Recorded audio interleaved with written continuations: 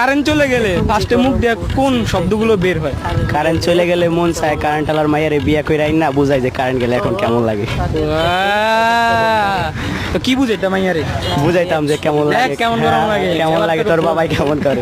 Current চলে গেলে তোমার মুখ দিয়ে ফার্স্টে কোন কথাটা বের হয়? ভাই কারেন্ট গেলে আমার সর্বপ্রথম মনে একটাই চিন্তা ভাবনা হয় যে বাংলাদেশে আমি জন্ম হইলাম কে। তাহলে তুমি বাংলাদেশে থাকো কেন? ভাই এটাই তো জীবনের বড় ভুল, বাংলাদেশে জন্ম হয়েছে।